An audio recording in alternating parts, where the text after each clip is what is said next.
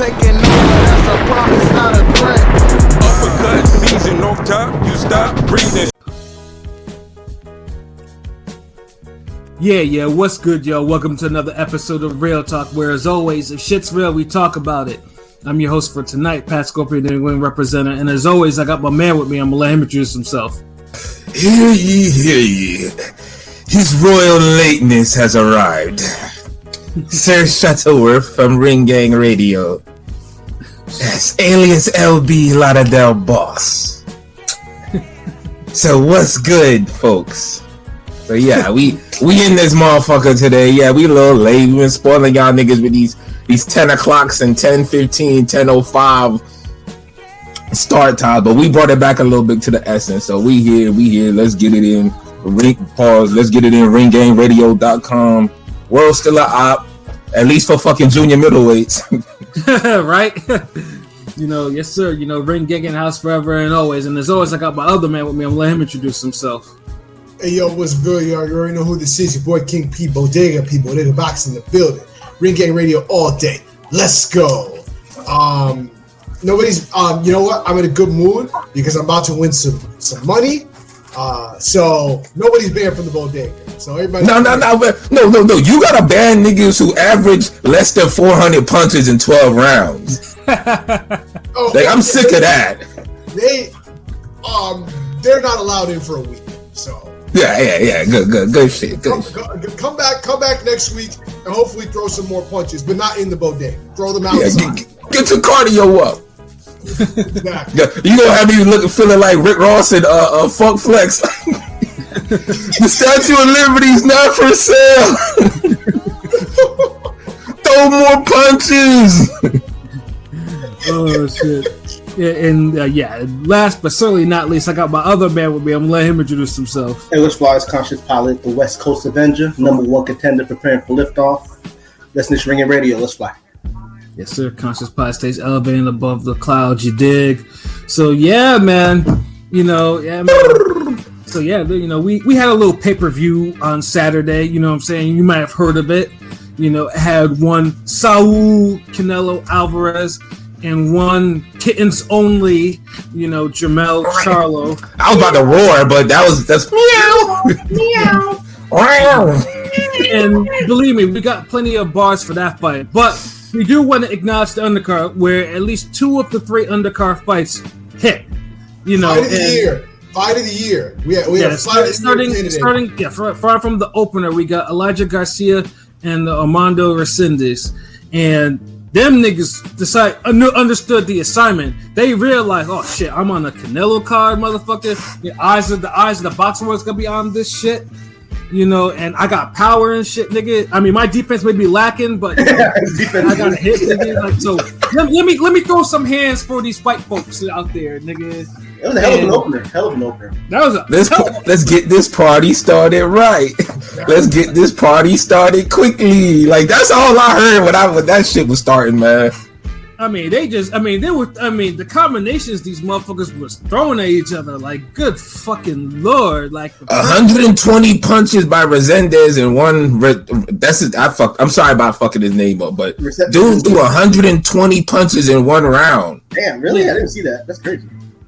Yeah, and you don't have to see that, but the copy box was. I wasn't counting it, but I'm not surprised. Yeah. I think once he goes over 85, it's just you're like, all right, this nigga throwing. Yeah, exactly, and it was just like they were just throwing heat at each other. And although it did look like a little early that Garcia did catch Resendez, and Resendez kind of he buckled a little bit, but he caught himself, and stayed upright. His leg did a funny dance and shit like that. That's the ancestors coming up from the ground, just pushing him up like this. Do y'all think Elijah Garcia kind of is like the diet version of the PBC version of Virgil Ortiz? A little bit. I mean, kind of a little early. They don't fight alike. They don't fight alike. Nah. Mexican American. You get some. Elijah Garcia seemed like he got more versatility. The defense is a little leaky. Mexican American type of shit. I don't know. KO. I mean, the defense is leaky as fuck. No, I know, not stylistic. I just mean like there's some parallels, in regard to. No, I actually think Virgil Ortiz's defense is a little tighter, but I think it's because he kind of does the whole seek and destroy, come at you routine, where Elijah Garcia could get on the back foot, box a little bit. He'll move his head some, but he could box at a distance. He could do it inside. I think he has a little more sauce than Virgil Ortiz, but Virgil Ortiz is definitely further along, and I think he has better defense too. Yeah, no. If there's only one bad thing you can say about Garcia is the defense was just leaky as fuck. I mean, his team seems to be good, because of the heat that this nigga was taking, but it was just like, eventually cost him. You can take a punch on your gloves. You can duck from a punch. You can move side to side. You can do something. Just don't fucking get. When people say like Garcia is the typical that your prototypical, his offense is his defense. Right? Yeah, that applies 100% to Elijah. His offense is his defense.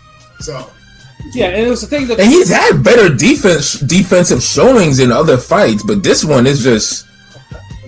I mean, that first fight he had with Vidal or whatever, that kind of put him on the scene. His nose was bloody as fuck. I mean, he got hit. Yeah, because Vidal's a heavy puncher, and but at least he was moving his head more, kind of showing the angles. Like this time, he didn't move his head like that. He would back up, be at the distance. But it was a better performance than the one he had on the plant. Was he on the tank? Was he in the tank or the plant Benavidez card?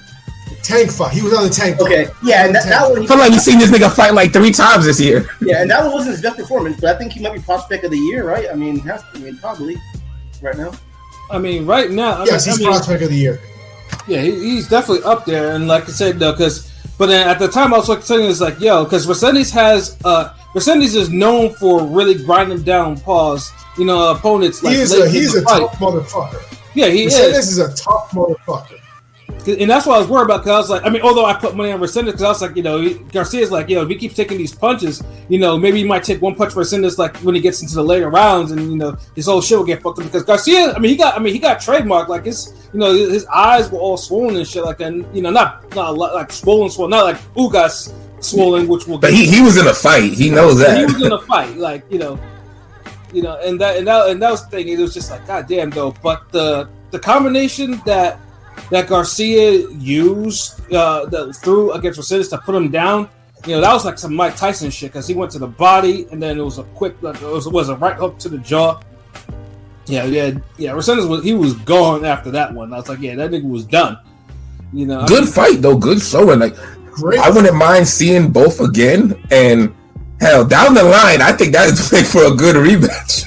Yeah, and honestly, if you want to see what could possibly be the future of the middleweight division, at least on the PBC side, look. That's like the planting the seeds, because Elijah Garcia will probably be. And I want to see Resendiz back too. I want to see him back, maybe. Resendiz was riding the wave because he was the first person to stop Jarrett Hurd. So he's going to be back on something. Him was like a J-Rock or something. Give me that. I guess I don't know. J-Rock continues boxing. And Resendiz is still a young guy himself. He's 24. It's just that Elijah's 20s. He's not even old enough to drink, Elijah. Forget how young he is. Yeah. But Elijah seemed like he got that grown man strength real early. Like, real early. Like, he was like, like honestly, he gonna be a beast. Wait when he's 24. Like, yeah. But he gotta do that. The defense gotta improve, because if he keeps getting hit like this, by the time he's 24, we gonna be like, I think this will be a good walk away bout from the sport. Yeah. We don't want this nigga to turn into Alfredo Angulo. Right. Hell no, we don't. And then Angulo. Of course, Angulo was also known for sparring incredibly hard. I still remember them stories. Sergio Mora used to be talking about them sparring sessions with him and Kirkland, and then him and Kirkland actually fighting. We saw what it looks like when they get paid to fight. Angulo got wrecked. And after the first good round, but after the first good round, they got ran over. Like, Kirkland wasn't fucking playing. Let me hit the comments real quick. Shout outs Deontay Jones, what it do? Yo, niggas ready for the vibe. Sucks Charlo ain't get the upset. Yeah, he did more than suck, all right. Pause. Yeah, right. Pause. Charlo is a bum. Shout out the Rome Top 5. He damn sure fought like one, nigga. I ain't even gonna lie. Like, you seen it. Menendez with Elijah, I think now, obviously we'll talk about later with the Ramos fight, Elijah's gonna take that kind of spot, and he's gonna get more care now. You know what I mean?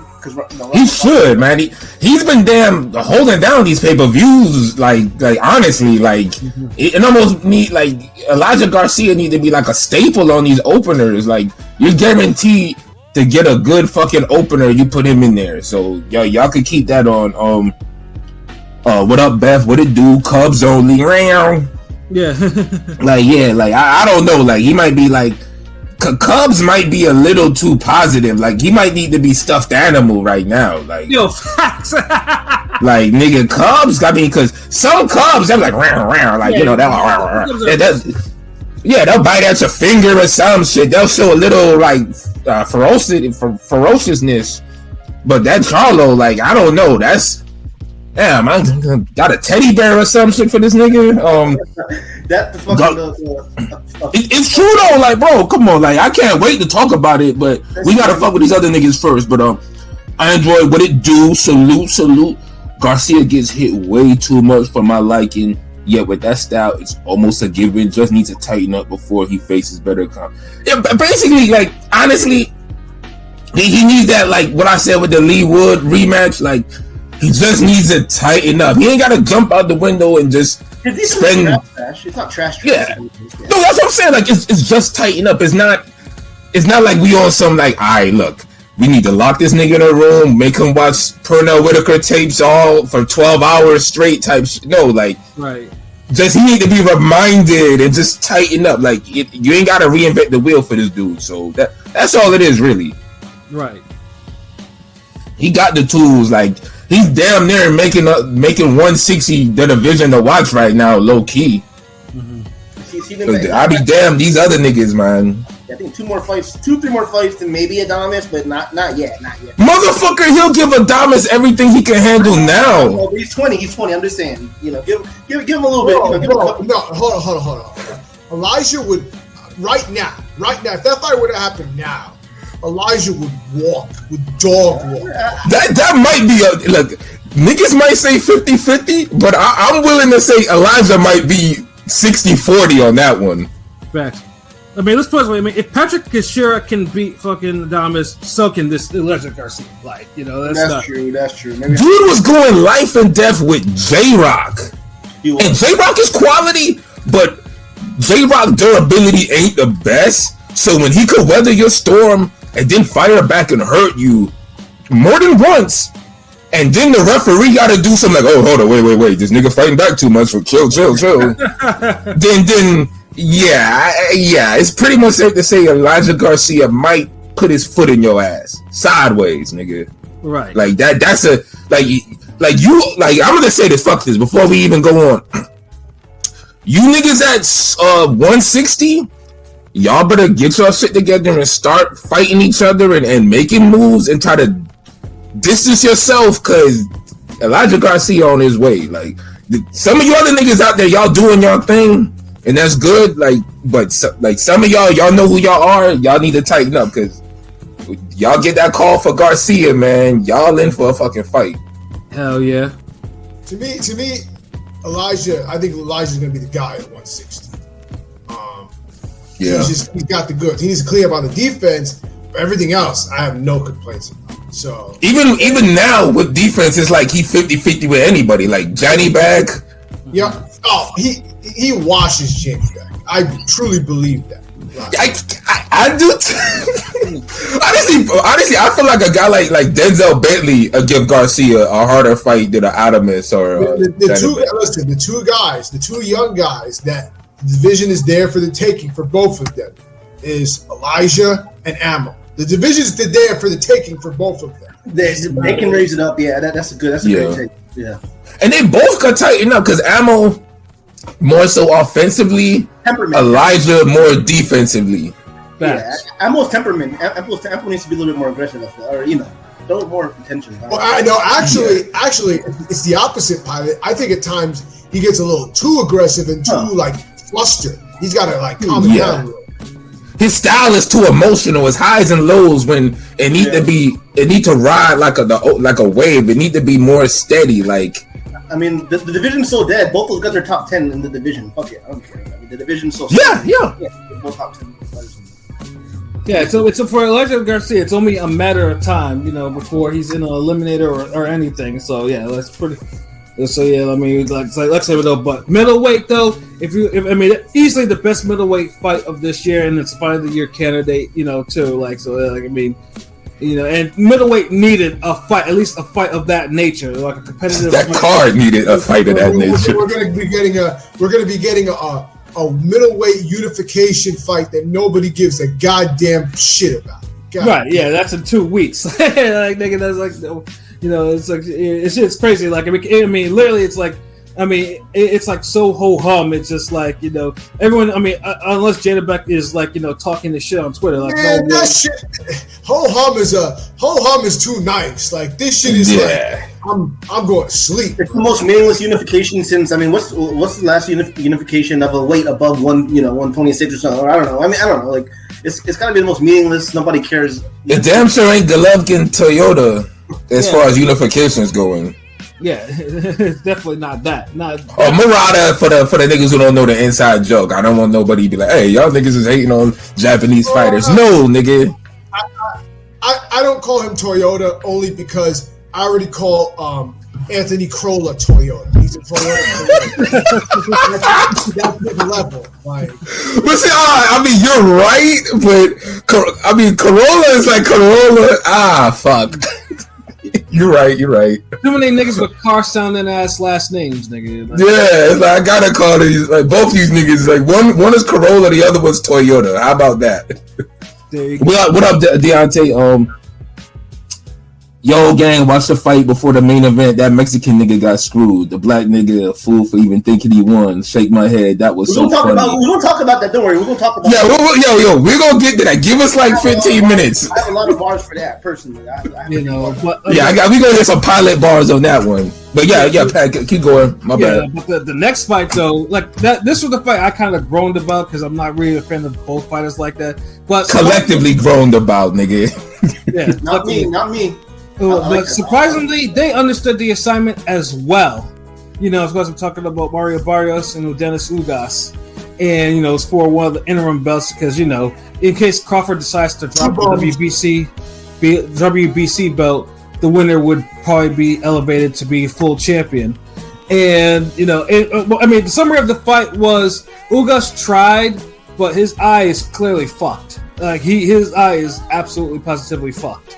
He was landing significant shots. Early, but Spence did a good amount of damage to his eye, and this is guy coming from a broken orbital surgery, all types of shit like that. And Barrios, and the funny thing too is like at the beginning of the fight, I was telling Barrios to jab more because I was telling the shorty I was with, I was like, yo, you gotta jab more, and I'll call him like a struggle fuck, and then this nigga throws a jab that actually puts him down. I'm like, oh, okay. Yeah, that's right.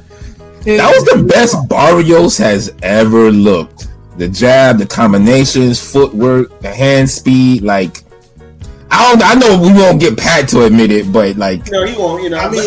Listen, this Ugas, shame on Ugas.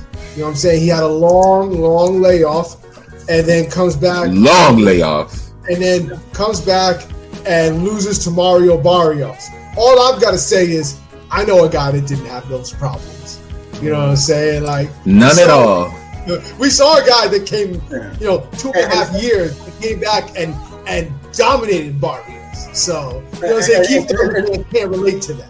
And a lot of people were saying that Ugas, which I thought was crazy, Ugas could be Thurman. I was like, anybody that said that was tripping. I never thought that. Dude, like, niggas hate Keith Thurman. You'll never get an honest matchup with him. No way in hell. Ugas needs to be thankful because Ugas was going on Twitter. It was like, I was training to fight Keith. I don't know why he didn't take the fight. Well, he needs to be very thankful that Keith did not take that fight because that ass would have been a lot worse. He might have got knocked out. Like, can you imagine the right hands landed on this nigga? They might have stopped him, bro. They might have stopped Ugas. He would have gotten knocked out because Barrios almost knocked him out. There's an argument that you could have stopped that in the 12th. Yeah, you could have stopped that like in like 10, like round 10, especially around 11. And if Barrios punched a little more, I just said, fuck it. Let me just wheel off 80 punches on some De La Hoya, keep you in the corner shit. Ugas loses. Like, he gets stopped. Like, yeah, and then Android, Ugas punching was getting comical because his eyes was getting fucked up, so he was throwing that stupid roundhouse right, overhand right, and like he was really telegraphing that shit. I'm like, bro, like what the fuck are you doing? Like you're not gonna land the fuck. I mean, funny thing is when Ugas actually threw a punch and actually, really planted his feet, it was cool. He actually, he actually stunned Barrios, but he seemed like he was just really trying to spam an overhand right or roundhouse. Poor man's Claudio. That's all he is now. A little bit early, but the thing with real quick with Barrios, like everybody was talking shit about Barrios. He's a bum. Not to you, Pat. I'm just saying because also I think a lot of people hate Tank, and that's it's a good win for Tank, honestly, to me. But I always thought Barrios was pretty average in everything. Like he was, he's above average in pretty much all the attributes. He's not a bum to me. I thought he's not the best. Boots. Guess what? If he's a bum, then so is Ugas. So that makes 2 bums. That's a bum pause. But no, seriously, no. I mean, Barrios. Boots will probably wreck him, but good for him. He deserved that win. He worked hard. He's been entertaining fights. So.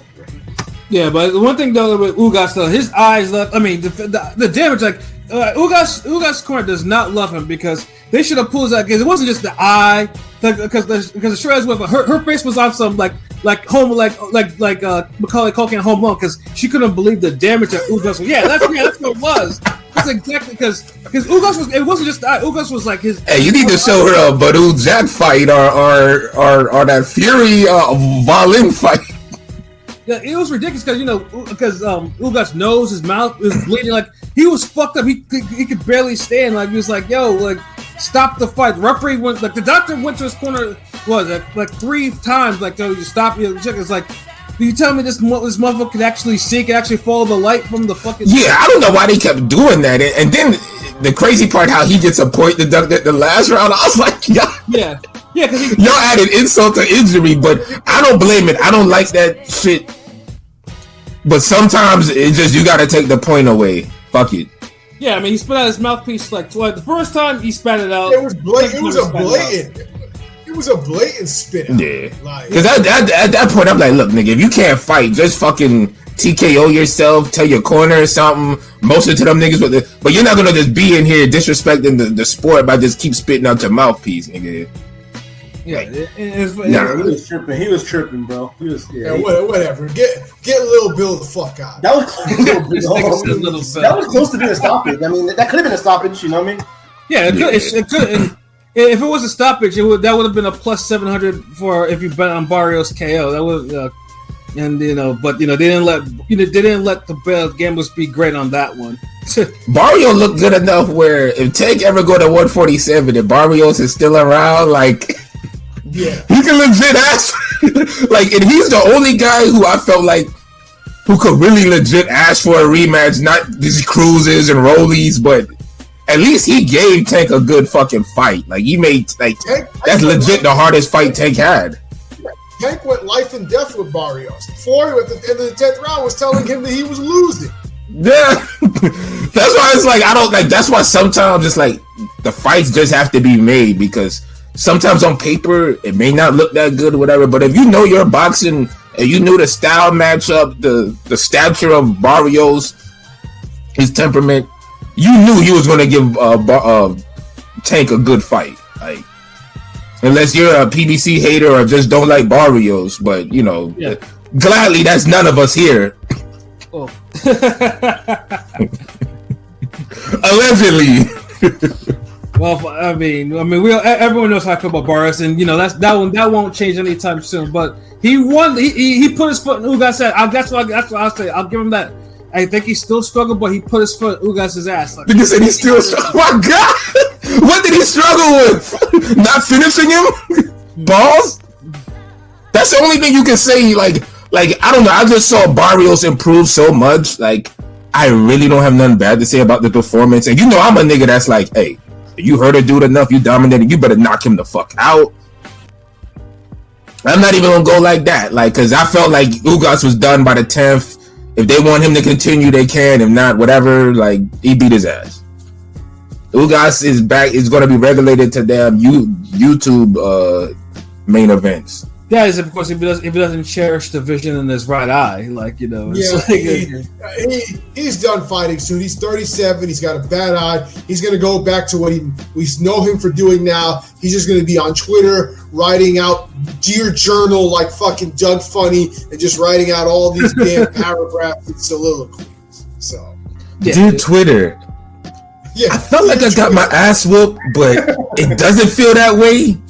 But maybe I should see the tape. No, maybe not. Like, nigga, no one gives a fuck. Like, get out of here. Like, I mean, Ugas. I mean, everyone knows because Ugas likes to post what he, you know, where he lives and shit like that. In terms of what he has, like, Ugas has made more than enough money. He got a Pacquiao win. And what is it you said about LB? About you said about him, like, you know, he beat LB in this case, and then, you know, deja vu. The same shit happened to him.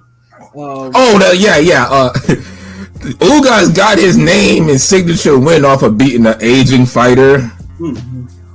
And the same thing pretty much happened to him. Yeah. Thus the way of the fist. And you could say the theater of the unexpected. An eye for an eye. Like Spence. Literally. Eye for an eye. New mixtape. We got Conscious Pilot. Eye for an eye. Hosted by Ugas. And by then, the energy in my theater watching it was like, you know, everyone was buzzing because we were like, and, you know, so you're thinking to myself, oh shit, like this, the energy is gonna keep building and building, and the shit was turning towards, you know, a damn great pay-per-view. And then the co-main, it takes a whole fucking. And this is also the rare 154 fight that's a dud. Usually 154, when 154 is on display, more often than not, you know, 154 fucking represents. Facts. Doesn't matter the level. They could be top 5, top 10, top 15, top 20. You could get two motherfuckers who just wrote the letters 154 and they'll make a good fight. Like, that's how 154 is. But these niggas. Yeah, I don't know. Like, on paper, we all gave it a thumbs up, but I don't know what the fuck happened. Like, this fight sold. I feel like the co-main sold the main event harder than the main event sold itself. Yo, facts, because you had niggas literally talking about this fight more than Charlo Canelo. Charlo Canelo was like, yeah, we finally getting this. I always wanted to see it, but that Lubin Ramos, nigga, that's the fight. Like, da. Think about it. Think about this. This fight was a co-main over Ugas and Barrios, who were both main evented 2 pay-per-views each. You know what I'm saying? That main evented over that. You know what I'm saying? So yeah, because the co-main evented over that. So that was a letdown for sure. And they went and shit the bet, and they shit the bet in two different ways. Ramos decided that, you know what, I'm just gonna cruise, and you know, eventually I'll find Lubin's shit. But no Ozzy. Yeah. And then Lubin, however, was working. I can't fault him. The nigga was working. Like, he was countering. Barely working. Like, oh my god, that was the most pedestrian way of boxing his way back into the fight I've ever seen. It was enough. And it wasn't enough. Nigga, shut the fuck up. That shit was trash. That nigga still got outlanded, man. I didn't score the fight. I have to rewatch, to be honest. Initially, I thought Ramos that nigga trash, man. Initially, I thought Ramos got robbed, but I mean, I didn't really score the fight because it was so boring. No, honestly, I had the fight a draw, and that's because Ramos gave up the last 4 fucking rounds. Yeah, it's either a draw or a Ramos win, but like, you're hard pressed to give Lubin more than 6 rounds. I gave Lubin the first. I gave him the 5th. And then the 9th through 12th, because Ramos did nothing in those rounds. It was, to me... But those could have been swingers. It's like, I didn't see Lubin really dominating the end like that. Like, they both were kind of like... That shit turned into Mayor Baumgartner. I mean, maybe you could argue the 12th for Ramos, but to me, 9 through 11, to me, he gave up clear Lubin round. And the motherfucker, he wasn't even trying to be aggressive. He wasn't pressing him against the ropes. Like, wasn't trying to push him back. Yeah, Lubin definitely looked better late. But I can't feel bad. I can't feel bad for Ramos. No, fuck no. Yeah, dude, I'm not feeling I thought Ramos got robbed, but I don't feel bad for him. No, like, dude, I don't even feel bad for Laura Paul Williams. And that was a much worse robbery because I felt like Laura could have could have just put their hands on Paul and got him out of there, but I'll just beat you up, go through the motions, and I'll let you get 4 rounds. Real quick, I think Ramos failed the assignment. Like I mentioned earlier, this was the co-main. This was the co-main. And honestly, and Lubin's chinny. Lubin is known for having a suspect chin. They made that fight tailor-made for Ramos to get a KO, and he failed. I'm not saying that he should have. Oh, he failed. He fucking failed on that shit. He failed the Nigga, that's facts. Like that's a perfect tape. This is why, and I'm sorry, but and people disagree on Twitter, especially. This is why I am an advocate, and I don't care. I am an advocate for open scoring in boxing and for moments like these, because if that motherfucker would have known the score, maybe he wouldn't have gone out the way he did, and maybe he would have actually tried to be aggressive and even tried to get him the fuck out of there. Instead, his team told him, you don't have to go to the knockout. You don't need a knockout. Just cruise. And he just went in there with the motions. Wasn't even jabbing. Wasn't doing anything. He was just pressing forward for the sake of pressing forward while getting out jabbed and outlanded in the process. Yeah, and then Cunningham was though telling Lupe, yo, you're fucking losing. That was the complete opposite. Yo, you're losing. You gotta win these fucking rounds. Like, you know, it's like this whole fight was just one nigga's like, yo, you losing, and he's like trying to get a control of the fight. The other nigga who was up, niggas is like, yeah, you're winning too big. You don't gotta do no. It's like the whole fight was just trash all over the place. Hold on, let me get his comments real quick. You'll pet them. Nah, never mind. Oh, but yeah, we'll holler at you at the end of that. Yeah, I mean, y'all can get your little football NFL take. So, salute Anthony Manzano, MOB. What it do? Yo, I watched the fight between Ramos and Lubin again. I still think the judges screwed Jesus. There's no way in hell any rational judge had Erickson winning that fight. I feel you. If Jesus dominated most, Jesus dominated most that fight. How the hell the judges had Erickson winning? The fight is beyond me. At the match, I only had Lubin winning 3 rounds, king. The rest of the fight was dominated by Jesus. I don't even know if I can say dominated. Like, I just felt like he did a little bit more better. There was no domination. I think the middle rounds were controlled by Ramos. Round 2, with the exception of round 5 and 6, round 2 through 4, and then 7 and 8 were all clear Ramos rounds to me. And he was pushing him. He was aggressive. He was using his strength, pushing him towards the ropes, tagging him with sharp shots. Like, he could have stopped him if he kept at that pace, but he inexplicably took his foot off the fucking gas. Which I don't even dude. Like, I know y'all say open scoring and all that shit and coaches. Like, it gets to the point, remember, boxing is a solo sport. Like, you shouldn't need all these goddamn you shouldn't need billboard signs, open scoring, your coach. No one shouldn't have to tell you, look, man, I think you're beating this nigga's ass, and you maybe could stop him if you just keep at it or go a little harder. Like, dude, aren't you a boxer? Like, motherfucker, no one should have to tell you that. Like, if I'm smacking a nigga up in the street, I literally could feel like, yo, okay, 1 more, 2 more. I think if I smack this nigga 1 more time, he out. Like, I don't need Rome to be like, hey, tap me on the shoulder. Hey, yo, Jay, you might need to slap this nigga 4 more times. Like, I don't know, man. You light-skinned niggas' wrists don't be swinging like that. Like, no, motherfucker, you feel the punches, you feel the ass whooping you giving, and you know I gotta tell you shit. So that's really a fucking fuck up on Ramos. One thing I'll say, I'll add this just to be on my whole, conspiracy shit with niggas. I actually feel like these niggas on some, like how they was doing Devin Alexander, they didn't want to make that mistake again. Right. It was a close enough fight, and we could go to the poll right after this. Twitter poll, pause. That it was a competitive enough, close enough fight, and I'll say competitive, where competitive, yeah, it was. Like, you cannot deny that. Like, it was a competitive enough fight where we could give it to Lubin, keep his career going a little bit, because before this fight, it always looked like Lubin was just a badass whooping from retirement. Mm-hmm. Right. And he even he resonates with that thought because even in the interview afterwards, he's like, "Yo, I'm not a gatekeeper. This, that. I'm a contender." Da, da, da. And I feel that's why they kind of gave him the fight to kind of keep him as because he's a name. He's skilled, athletic, talented. He's still a name at 154, and Ramos is still peaking. He's young, and this loss ain't gonna hurt him like that. He could rebound. He could turn around after this. So it's like, you know what? Both guys are still gonna have like an upside. So we don't have to really just give Ramos to this. If Ramos would have beat his ass like he was supposed to, like we all said he should have, because like Pilot said, this was really like a advanced spotlight type of fight. He failed the assignment. He failed the assignment. So yeah. And honestly, this is the best way for him to learn his lesson that he failed the assignment.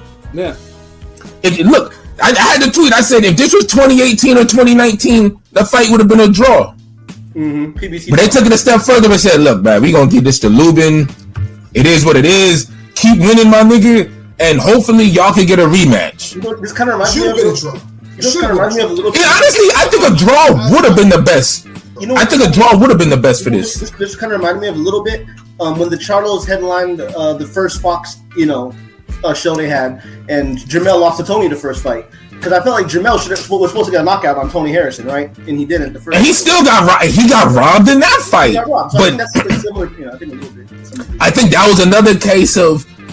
I felt like the industry was getting stale on Jermell Charlo, and they seen Tony Harrison as a viable name, and they was like, he kept it competitive enough. But honestly, I don't see Tony Harrison winning more than 4 rounds in that fight. It was robbery. I don't think he won that fight. Yeah. Like a lot of niggas. He did better in the second fight. Honestly, he did better in the second fight before he got stopped. Yeah, he did much better in the second fight. Like at least you could have had him ahead or at least even. But the first fight is an example of niggas want to sound intelligent, and so they'll just say Harrison boxed him, but he outboxed the dude in little moments. Like he didn't outbox Mel enough to control rounds and for you to be like, he got 7, 8, 9, 10. Like, no, nigga, you was just a little lateral movement, couple jabs, made Mel look stupid for 3 seconds. Yeah, that was Karabov against Maul. Karabov. I thought Karabov won more than Tony that night. To be honest, Exactly. Yeah. And me and Pat still argue about this shit. There's a bigger case for Korobov winning for Maul losing than Mel losing that night, because I was there. Facts. And there was a lot of people that felt it. There was a lot of people that walked away feeling like, Maul kind of should have lost that fight. Yeah, but the way Maul closed that fight out is one of the reasons why I feel like Maul has always been better than Mel. It's just Mel is in a division where Mel is more serious about his career. Mel wants it more. And he wants it more? Maul's more naturally talented, right? You would say? Yeah, he is, and his style is just better suited for more variety of opponents and other styles. Like, Mel, it's a mental block. Like, he was in the Canelo fight, he was getting to he was almost at the Trout level where he want to cry in the corner type shit. The nigga was looking like, It was like when you play a boxing video game for the first time and you can't fucking stop that pressure. You play that game, it's the CPU and that pressure just walking you down. That's what that fight felt like a little bit. Yeah, he's like, damn it. Like you spamming R1 and that ain't doing shit. Guns working, you're just gonna walk down no matter what. That's what that's. It's like, damned if you do, damned if you don't. Like barely move your head. Like he was making Canelo miss, but it's like nothing was coming afterwards. Hold on, but let's do the poll real quick. Pause. The Twitter poll real quick before we get to the main event. Let me see if I can find it before P gets back. Hold on. The Ramos, right? The Ramos one, it? Yeah. Let's scroll a little bit.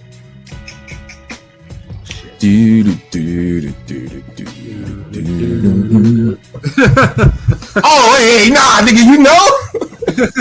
Old ass. Still scrolling. Shit, what the fuck is it? Damn, I got it, nigga. Chill. I got it. Okay. Who do you believe won the fight last night? Erickson Lubin or Jesus Ramos? We had 55 votes. Still vote for another 5 days or so. We got Ramos with 65%. Lubin with 20, and a draw at 15. Yeah, I had Ramos winning 115, 130 because it was close, but I thought Ramos just eked up, pull up just by a little bit. So that's why when I heard like 117, 111, and 116, 112 for Lubin, I was like, no. That's what made it real bad because there's no way Lubin like had like more than 6 rounds. Like that's crazy. Like I didn't score the fight because I thought it was just so. Honestly, it was a real boring fight. It let me down. The theater I was in, the energy kind of sucked. Like, you can see people like really on their phones, and people were like nodding off a little bit. It fucked up the whole energy. But I was just like, God damn it, and then you think to myself, okay, no, that you're thinking that hey, Canelo Charlo won't disappoint because it's such a really big fight. And I know before. Hold on. When was the last time you guys can remember the fighter's corner telling him to wake up because you're seriously down on the cards? That's Erickson. That's what Erickson's corner was doing. Yeah. I think it did seem like he was sleeping. Real quick, Kevin Cunningham's a great trainer, low key an underrated trainer. Like he's been kind of putting. I like Kevin. I think Kevin is a great disciplinarian. I think that's his specialty. He's good at motivating his guys at the very least. Yeah, because you have to say that, and y'all don't harp on his skills because he always training niggas that he always got to be motivating and be talking and cursing out. That's why. If he had niggas who just do what he said and execute it, you wouldn't hear him saying in the Zab fight with Corey Spinks, nigga, stop letting him do his bullshit. You keep letting him get away with his bullshit. And yelling and shit. Nigga, if Corey Spinks ain't getting fucking lazy with the jab, you wouldn't have to say no shit like that. That's why he sounds like a disciplinarian. He was a cop. Like, he don't play that shit. Yeah, he was a cop. No. Yeah. All them hard-headed niggas at the POW League. Kevin has a lot of knucklehead type fighters. Yeah, honestly, I feel like that's the shit Anthony Joshua need. Like a nigga who's gonna get like a little angry, a little pissed off. Like, look, nigga, throw his hands. What the fuck? You 6'5", not beating up this nigga who's 5'11". As of right now, he's the only Derek James trained fighter right now that's actually the lone positive out of that camp. Because he need to be with the damn opponents he's fighting. Shit. But then of course niggas but again niggas had something about his performance because Hellenius kind of bloodied his nose until you found out that Hellenius was hopped up on something which they haven't revealed yet. Well, now there's a rumor that what's his name that he's training with Ben Davison or some shit. Did you saw that? Who, Joshua? Yeah, Joshua. He's supposedly. I hope not. That's right. Yeah, that's like going back in time. Like, why? Why the fuck would he do that? Like, I have no idea. I haven't seen anything on this social media that says that like that. Yeah, that's not one of those. I don't think that's true. It shouldn't be true. It shouldn't be true, but I just heard that. It's probably just because another Derek James fighter lost, so they're trying to throw his name in the mud.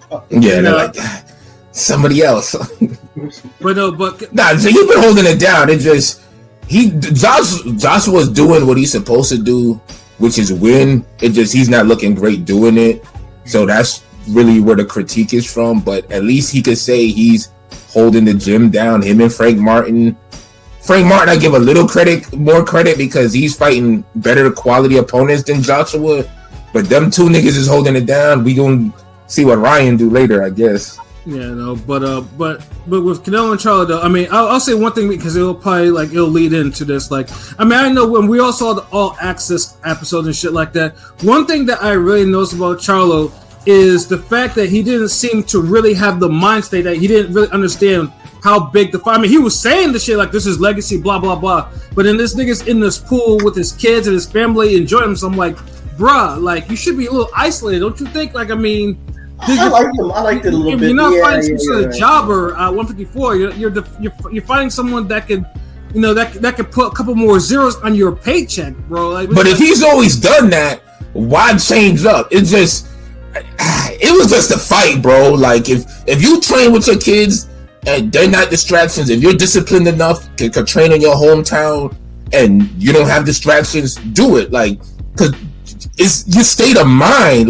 If you gotta go in the woods and train to get away from niggas, then it's that means to tell me that your home life is too chaotic and you need to handle that. See, my thing is I think niggas should. To me, if you're really gonna be training, trained. Like, I mean, that's the thing. I was like, damn, this nigga sounds. He's like, he didn't sound like he had no fucking killer instinct or none of that shit, bro. Like, now I agree with that. Like, and see, and this, I gotta point this out because motherfuckers is all on this. Oh, Jermell Charlo. See, I told you he don't have to be an asshole. He don't have to be mean to sell a fight. He don't have to talk shit. Yo, fuck you. Whoever thought of that shit, fuck you. You put this pussy nigga energy out, and this is the performance we got because y'all niggas is on some. Oh, he needs to grow up, mature. No, look. If a nigga got on by being an asshole and talking shit and ranting and doing all types of crazy shit, if that's what he got known for, if that's what got him the championship fight, if that got him the buzz, that got him the album release, that got him all of that shit, nigga, you need to keep doing that shit. I hate when you niggas, y'all do one way, y'all act one way to ask the bitch out, then you get her prom night, y'all niggas is on some other shit. Nigga, you gonna be Stephon all the way, nigga. Don't go back to Steven Urkel when you got her, nigga. What the fuck? And that's what Mel did. Like, nigga, like I ain't gonna blame kids, brother, none of that shit. No, motherfucker, you in the goddamn ring. And I ain't blaming Derek James. Nigga, you need to throw more punches. Motherfuckers don't blame Broner's coaches when he don't throw enough.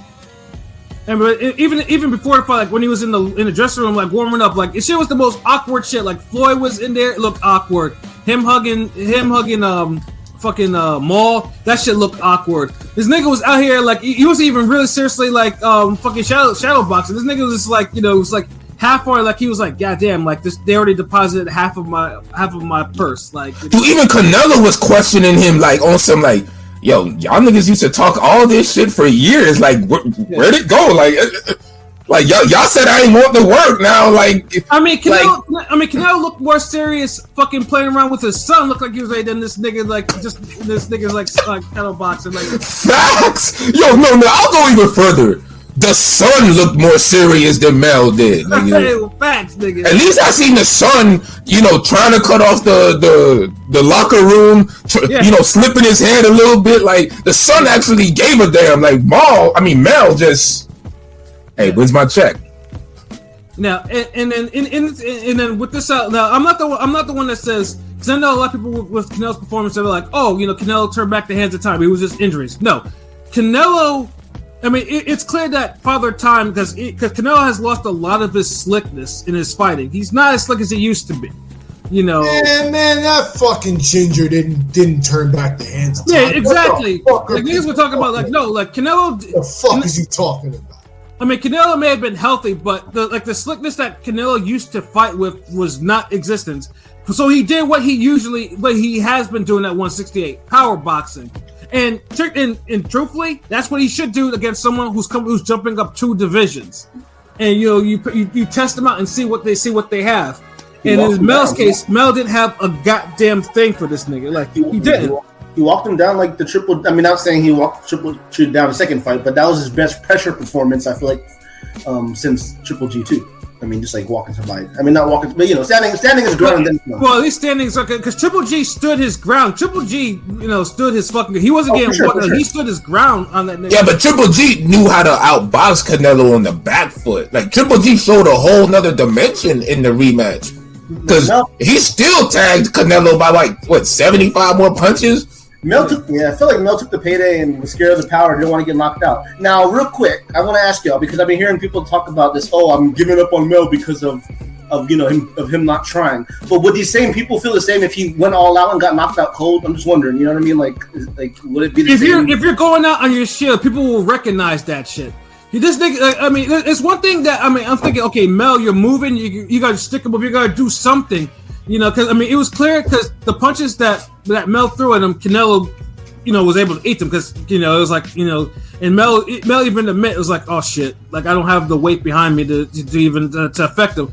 But you would have thought, because Mel was, I mean, most people know Mel was more of a boxer in the first half of his career. Mel could actually box, and that's why it was kind of like crazy to me. And even showed it in his last fight that he could box. So it's like this performance is like, yo, what in the fuck? Yeah, he let Canelo like throw all types of shit, and Canelo's punches were audible as fuck. Like Canelo was saying like roof, like loading up and landing on anything, bro. Like, you know, it's like his arms, his body, like, you know, the fucking head. Like, you know, Canelo was doing what he wanted to, and all Mel was doing was, you know, hopping down, skip to my loo, you know, that type of shit. And it was just like, yo, you gotta do something, you know. And the urgency. Yeah, and the knockdown too, when Canelo lands that fucking like audible right hand to this nigga's forehead, you know, and you know, and Mel does a little, you know, his legs did a little silly dance before he took a knee. I was just like, you've got to be fucking kidding me, you know, that this is happening. I mean, to Mel's credit, he did recover, he did get his ass up, and that was probably one of the few highlights for him on this actual fight. But he just simply let Canelo just power box him for 12 fucking rounds, bully him around the ring, doing whatever the fuck. And this, in fact, this Canelo gassed. He was gassing, and he was still doing it. Like what? Like, you know? And yeah, Canelo just ain't gas is bad because, you know, niggas ain't making work. Yeah, exactly. Like Mel. Well, I mean, I think he threw one good left hook that kind of like, oh, got Canelo by surprise. But then Canelo just like, okay, you know, you didn't knock me out, so then let me keep moving forward on this nigga, man. You know, and you can tell, like, I'd say now at the theater, half people were like bored, half people were kind of disappointed, like pissed, like, you know, disappointed. So, you know, the funny thing is, the fight was so bad. So there was I was in the theater too, and there was a couple that was diagonal to me, like diagonally behind me. Mm-hmm. And one of the guys, he was like talking shit all night, and the nigga was like, "Who want to bet? I got 100 on Canelo." And like nobody wanted to take the bet. So who want that shit? I got 100 on Canelo. Who want to bet? And like nobody wanted to bet him. And it was just funny because he didn't get, nobody wanted to bet him. Like the 8th or 9th round, I look back and this nigga and his girl are like dead asleep. So I'm like, this fight was so bad. This nigga was talking so much shit. If he would have bet someone to bet on Canelo, to bet against Canelo, they could have just walked up out and he wouldn't even know because he fucking fell asleep. Yeah, he's like, all right, man, fuck this. Yeah, it was just so bad. It was just like, god damn, like, you know, like, I mean, and the worst thing is too is you can, well, first of all, it's amazing to me that a 40-year-old Triple G can put up can give Canelo a harder fight than most of these niggas that are facing him. Like, with the exception of Bivol's, Bivol's the only one outside Triple G that's actually troubled this motherfucker. Like, and that's a sad part, son. Yeah, Jermell. I mean, he had the tools. I feel like he maybe felt the power. He just didn't want to get knocked out. I felt like that. Look, man, fuck all that. Look, even Jermell landed. It's just, dude. Both these niggas threw like 380 punches. That is like bro. There's a reason why Canelo never really crosses over. He's always been like the default face of boxing. Once Pacquiao and Floyd kind of just decreased their output and retired, whatever, like he never just took it because it's either a controversy win or he's a ducking the nigga. Boring ass fights. Mexicans support their fans. I mean, I'm not trying to bring race into it, but the Mexicans, dude, like, bro, like, maybe over there, but I don't meet fucking Mexican Canelo fans. It's like niggas. I think honestly, niggas just go like I think niggas is bandwagon Canelo fans. Like a lot of them, like just how niggas be bandwagon boxing fans. They'll pick a nigga that they don't really watch or like or think is exciting, but they're undefeated or they keep winning. So yeah, I'm a Floyd fan. Oh, I'm an Andre Ward fan. You be like, yeah, you remember this fight? No. You seen this fight? This fight? No. But that nigga undefeated. That nigga beat Roberto Duran, Sugar Ray Leonard on the same night, motherfucker. Oh, Andre Ward, nigga, he'll smack up Tarver, James Toney, all them niggas. Man, fuck you, nigga. What you talking about? You hating, nigga. I might have said this before, but the first Triple G fight, I was watching it with a room full. It was like a room pretty much full of Mexicans, and it was kind of shocking. That was, it was kind of shocking. A lot of people were rooting for Triple G, low key. Everybody was Mexican, like true Mexicans, like Mexicans. Back then, because one nigga fought more Mexican than the other back then. Mexican style, yeah, back then. That's what it is. Like, I feel like since then, Canelo has kind of expanded his brand and got the Mexicans to support him a little more, a lot more. Because because the whole manufacturer shit about him keeping him winning. I'll give him his credit. Like, you can fight the tough guys. He fought Laura, Trout, this, that. But it don't really mean as much as when you fight these tough guys and you always getting the benefit of the doubt. That's like being a nigga who whistles and catcalls women, but like they always come over to you like 9 out of 10 times. Like, so it's like everybody else is like, yo, this shit is like hit or miss, nigga. Like, yeah, females don't really like this shit. But if that works for that one nigga, you cannot tell him he ain't great. Right. And honestly, that's what we got with Canelo. We get fights. We get good quality fights off timing. Nobody wants them. That's why this fight didn't really have no buzz. Niggas had sold this to the hardcore fans off the longevity of their beef and the co-main. Right, exactly. And the fact that, everyone realized that, that Jermell Charlo is a pound for pound, fighter. He was like, that's true too. Pat is right, because a part of it was also Mel is finally getting his due. So that's why you're kind of like happy, and you kind of like hardcore niggas was like, yo, we really want to see the Benavidez fight. Casuals, we really want to see the Benavidez fight. But Mel, this is undisputed versus undisputed. It was a good constellation, a great constellation. Yeah, and it's something niggas been talking about for years. That's why it hurts everybody so much at fucking Mel's lack of performance. He also Carpenter's victory lap tweet. Oh, we told you so. He said basically, I told you so type of thing. Like, who said that? Coppinger. It said Coppinger. Mike Coppinger. Yeah, man, fuck that cracker, yo. Real shit. Yeah, dude. Like, yeah, I'm like, dude, look. Yeah, great job you bringing this up, son. Too many niggas, like all the racist people who don't fuck with PBC, like too many people came out on some like, yeah, what'd you expect? This is a PBC guy. This is a black guy. This event. Yeah. It's like, this fight wasn't really that big. This, that. I'm like, dude, why are you fucking blaming PBC when Canelo could fight Benavidez? That's the fight people want. That ain't on Mel. Yeah, no, it's not. Yeah, I know, but now now it's Tank's the only one. Boots is kind of still a little early, but now it's like Tank's still the last one. Why y'all not pressuring Crawford to fight Boots then? like the fans want to see it. No, time out. Boots and Canelo aren't PBC fighters, despite them being on PBC. Then how they get the fight? That's what I'm saying, but the PBC LDBC is like a coded word for nigger. Part of my language. It is, nigga. Like, fact. That way that whole back and forth. But hold on, let me hit these comments back real quick. My bad, yo. The niggas is spitting. Let me see where we at. Oh, Henny God, what it do, my niggas? Salute to the channel in the chat. What it do? Damn near cool. So yeah, half the pay-per-view was really matched up well. The other half was matched up well into a showcase fight. A showcasing in how hard it is to be a judge, and, and how hard it is to be a Jermell Charlo fan. All right, Anthony. The issue with Jesus, I have to admit, is if he had that young bull mentality, though he thought he was gonna just walk through Lubin thinking Erickson would just lay down for him. He needed to think like Erickson Lubin was going to lay down for him, and he needed to have that young bull mentality, because that's what was winning him them rounds. Right. Shit. Look, if you're a steamroller, act like a steamroller.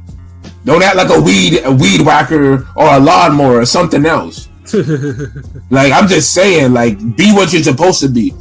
What? Harrison had the championship confidence in that second fight before he got stopped. Yeah, because he got to hold on to the fucking belt for a whole fucking year and talk shit about the man for a whole year, knowing he lost the first fight and was going to get his ass kicked the second fucking fight. That's why he faked that damn injury. Right, exactly. It's on YouTube. You hear it in the interview. He even says, and there's other PBC credible niggas that was saying that Jermell, the Charlo brothers don't do good in the winter when they have fights in the winter, so he's gonna try. He didn't want that summer fight. That's why fucking Jermell Charlo almost killed Coda Well, no, Jay Nady almost killed Cotto. Right. So you didn't get the rematch in the summer. You got it in, ironically, the winter again. And Jermell Charlo didn't look that good until he knocked that motherfucker out. So yeah, there's a lot of shit to that. I know, like Anthony spitting facts about maybe tasting the power, Pauls. But do you think like Charlo was banking on Canelo maybe gassing and trying to go for the late KO like he usually does, sure. and basically felt the power and I think Canelo working doing the ultra DMS in Colorado helped with his stamina.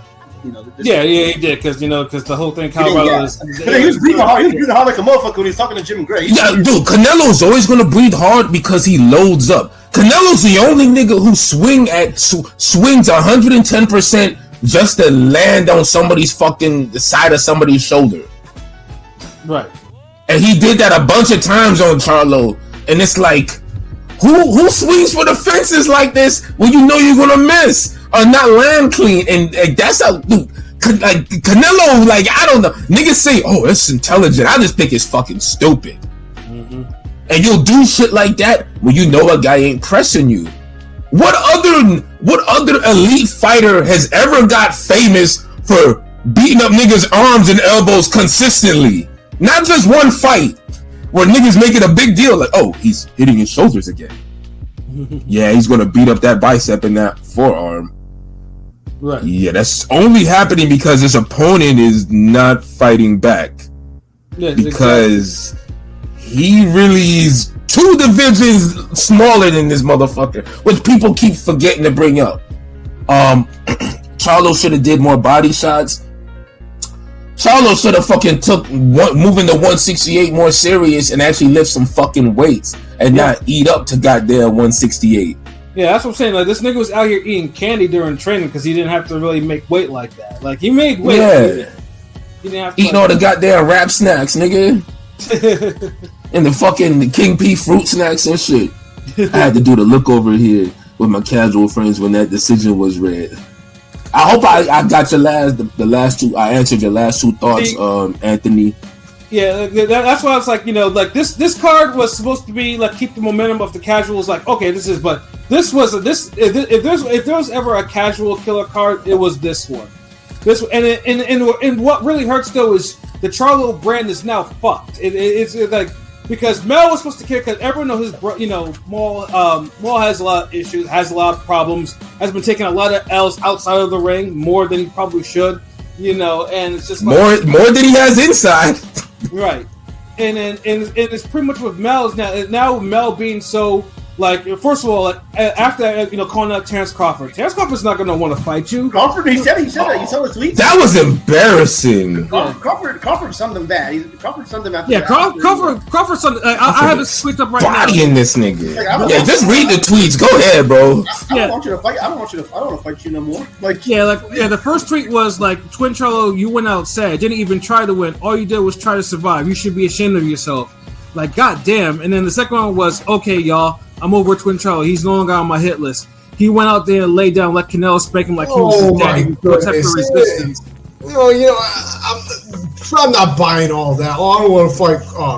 He's talking shit. He's talking shit, but it's facts though. It's fact, man. Who wants to pay for? I mean, before the fight, we want to see Bud versus Charlo. But now, I want to see. Dude, nigga, Spence Crawford would sell better. Spence Crawford rematch would sell better than Crawford Charlo right now. Who wants to pay? First, who wanted to pay for Spence Bud too? But now, who wants to pay? Like, who wants to pay for Jermell Charlo again? You know what I mean? I would still want to see Bud and I would too, but most don't want to pay for that shit no more now. Yeah, no, Charlo killed us because he killed his pay-per-view draw because he didn't fight.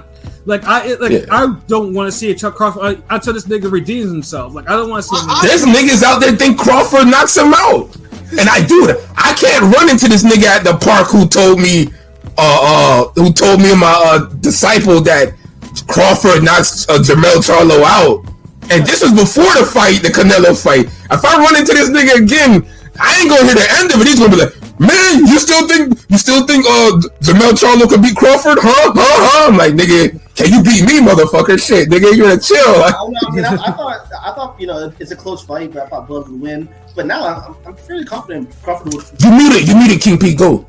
How you feel? I'm sorry, Pilot. How you feel about Crawford versus Charlo? Like the Canelo fight should have no bearing on it. It shouldn't. Bro. Look, effort will always have a bearing on everything. Yeah, like everything. Yeah, it's like pretty much like if you can't even put up an effort to even in your biggest fight to even put up a fight, like if you had put up a fight and it was like a 115, 114 type of shit, I'm like, okay, that was a close fight. Okay, even 116, 112, even like it was 8-4 or some shit. Yeah, not 8-4. Like it has to be a little bit more. It has to be like really. Unless the 4 rounds were big. Yeah. Maybe 116, 112. Maybe. But the 4 rounds have to be clear and big. Pause. Like really, like he won. Like it can't be pedestrian. 116, 112. Canelo arguably won a 118, 110, 119, 109, all type of fight. Like that was that type of fight. It was legit. Like I don't want to see him with Crawford. Like nah, bro, you gotta go back to the end of the line, bro. Like and even that's with the size advantage. Yeah, I don't want to see Crawford fight a Charlo unless he fighting both them niggas. Jamal, I mean, I know Jamal missed 2 years of his prime. And his career trajectory is kind of like up in air, probably over. Jamal would have definitely put up a better fight. Right? Dude, like I said earlier, Jamal just has an overall temperament and skill set that's more like that matches up better with a bigger variety of styles. Mm-hmm. Like Maul ain't gonna go life and death with Castaño. But he went life and death with, different fights, bro. He did, but I'm saying, like, I feel like... Yeah, but dude, if Korobov could do that to fucking, Maul, look what the fuck he would've did to Mel. Yeah. Dude, look, Trout fight.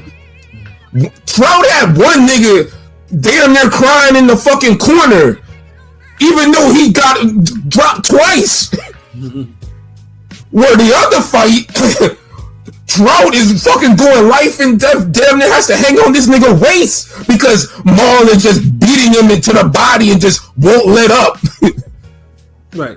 It's different, dude. Maul would have definitely gave Canelo a better fight. Definitely. Maul, I don't think Maul loses to anybody Mel has fought. Canelo Canelo the only one. Jamal would have put a better fight. I mean, Jamal definitely. Honestly, he would have probably got a draw. I mean, dude, because look, Jose next, then I think. Yeah, like, dude, just Maul works the jab.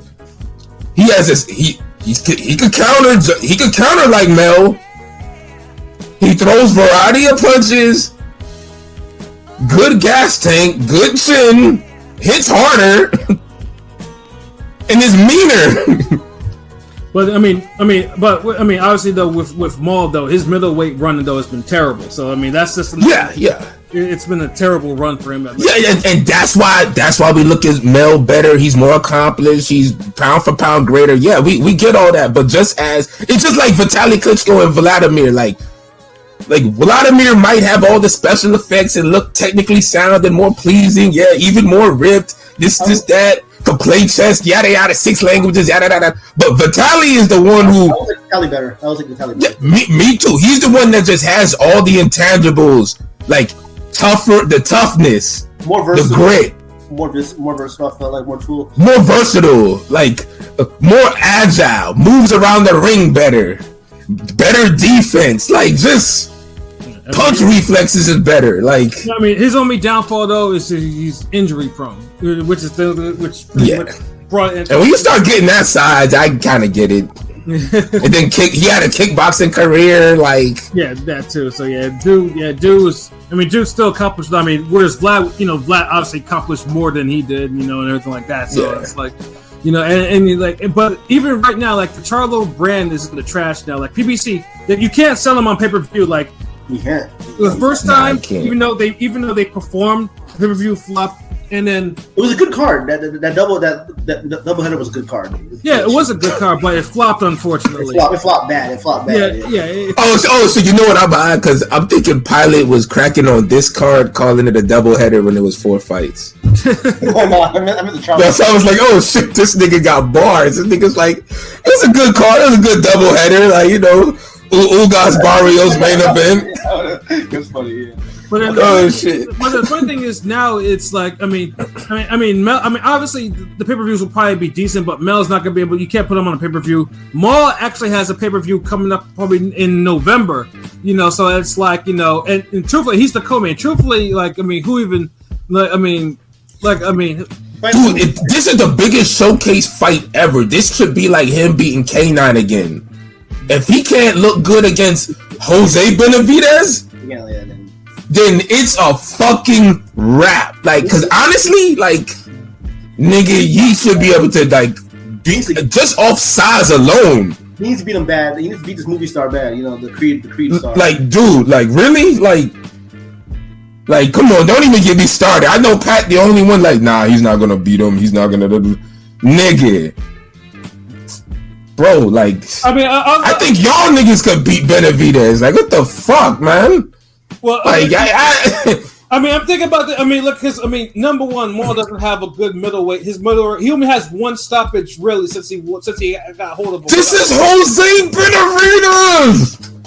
Yeah, the one that didn't get the distance with. What are we talking about? Like, come on, Jermell will not have any trouble with peg leg. He's gonna. I hope not. That's what I'm saying. Like, thank you, King P. King P, talk to these niggas. He fought almost 3 years. I hope not. He better. Montiel, even though niggas were saying like no, I said no. That. Well, that's at least Montiel's bigger. Like, come on, like no excuses. Montiel is bigger, and at this point is better than Pegleg. And he got rocked, and he got killed by Montiel. No excuses. Yeah, he got killed. But I mean, you know, Montiel got killed by Munguia and Adonis early as fuck. No excuses. Charlo does not get that. I'm like, no, You put your foot in that. You can't be out there walking around with the closed eye and a Mickey Mouse hand after that fight. No. But this, at the end of the day, Maul beat dude's ass like 9 rounds to 3. Like, I'll just give Montiel credit for hanging in there and fucking damn going balls to the wall with a damn elite, with a top fighter closing out the show strong. Like, sometimes we gotta give both sides credit. Like, Maul didn't finish that fight good, but Montiel did. Like, even then, like, I agree with King P. Like, he's still better than damn Benavidez. Like, the fuck? Hold on, let me get these comments. Like, I see Anthony got like, this nigga, you got paragraphs in here. Hold on, cuz I got you. I've been going around YouTube and they've already not given Canelo the credit for his win against Charlo. They're saying that he should have won this fight because Charlo was smaller than him. And that's correct, dude. What the fuck, bro? 168. He got this man jumping up from 154 when all of us been screaming for Benavidez.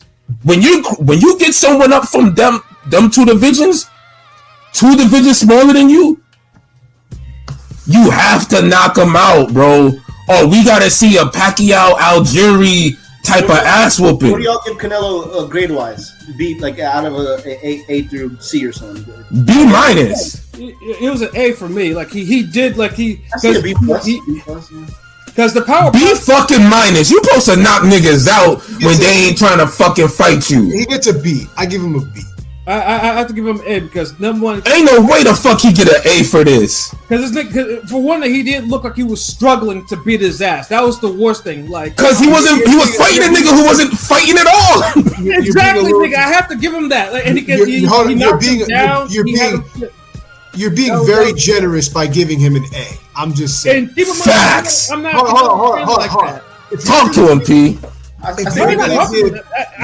give him my reasons. Hold on. To me. Nah, let that nigga speak, son. Well, he can speak, but not talking to me. If you're gonna give Canelo an A for this fight, then I hope you gave Spence an A for the Mikey fight. I'm just saying, like. That's the same. Keep in mind, and King P, and you know I shitted on Spence for not knocking out Mikey Garcia. So I'm keeping my same energy, and at least Mikey Garcia. Look, Mikey Garcia at the end of the day at least had a fight at 140 before. It's not like Charlo even fought at middleweight 160 before. So he had a clean 154 to 168 jump. And then keep in mind, I shitted on Spence, Mikey Garcia from jump. I absolutely did not like this fight. I was like, niggas. Nah, we talking about after at the performance wise. So that's why that's why there's no impressive, because Pilot even asked me, like, it wasn't a good fight. I'm like, hell no, it wasn't a good fight. I told you how it was gonna go. So okay, so what did you give Spence performance in against Mikey Garcia? It was like A- or whatever it was. Yeah, because Mikey. Oh, so you okay? That's all we wanted to know. If you still had that at A, that's all. Mikey didn't go. Mikey wasn't hurt, nor did he go down. But he just got his. He was just. It was too much. And I was like, I knew it was gonna be one-sided. I even said it. That's why I'm just like, All I know is I'm from the era when you fight little niggas, you beat the shit out of little niggas. Yeah. I don't know what era you from. I couldn't imagine goddamn Casamayor going 12 rounds with Felix Trinidad or some shit. Imagine motherfucking goddamn Fernando Vargas going up against Jeff Lacey and going the distance. Prime Jeff Lacey. Yeah, either way, I mean, it was just such a bad look for Charlo, and I mean, Canelo did what he had to do. Canelo's most likely. No, Canelo, dude, Canelo does the bare minimum, and y'all niggas be like, oh, A plus, or this, that. Like he's the like, dude, like when is Canelo gonna beat a nigga ass again?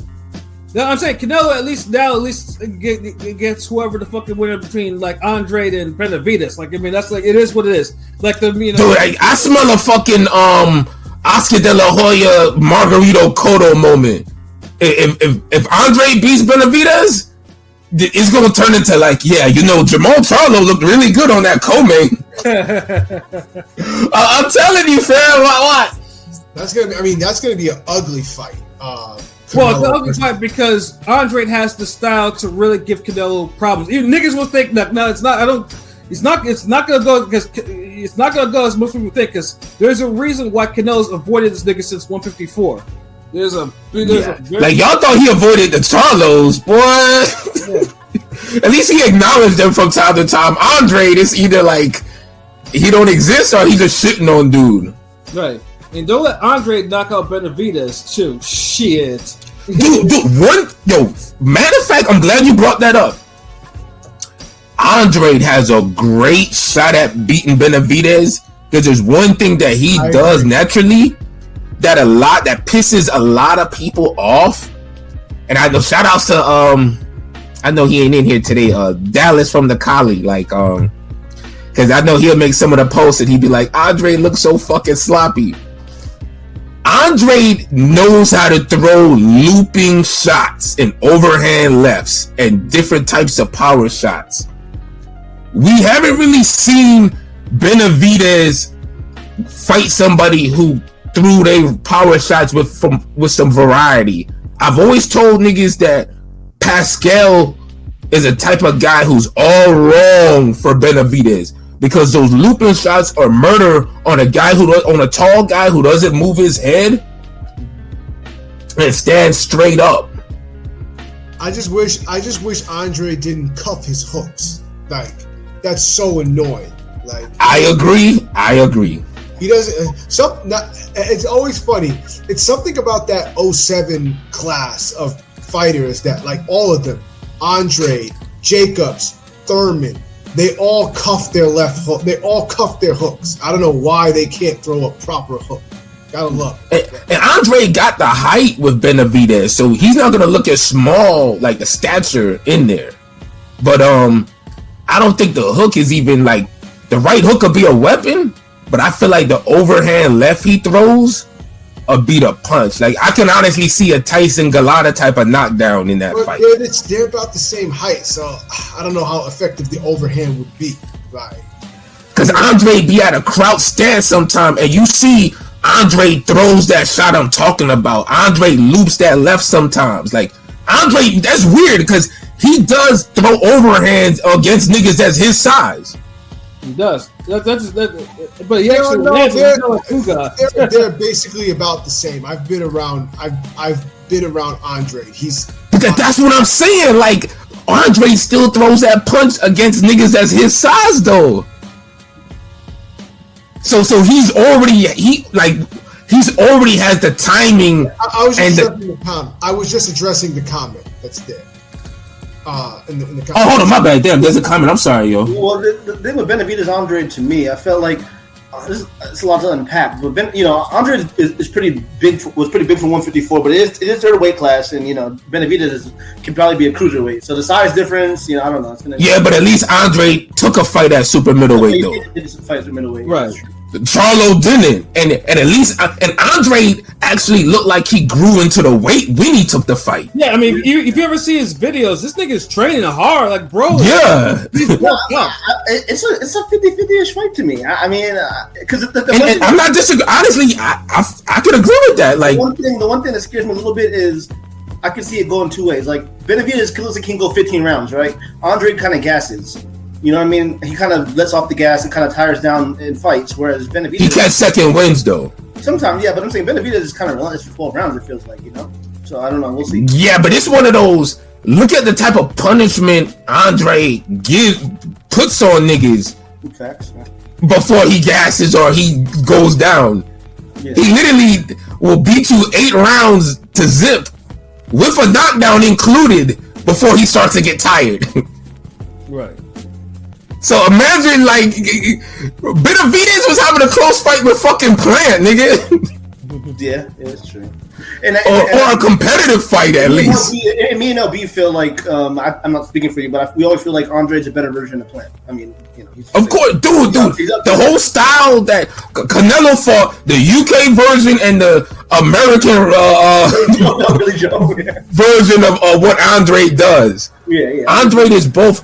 Is faster, more athletic, more talented, hits harder, more awkward, all of that shit than Plant and fucking Saunders. Like, he been avoiding that shit for a reason. It's also Andre's first time ever fighting a champion, despite being a 2-division champ. So it's kind of it's first time ever fighting an actual champion, former champion. So true.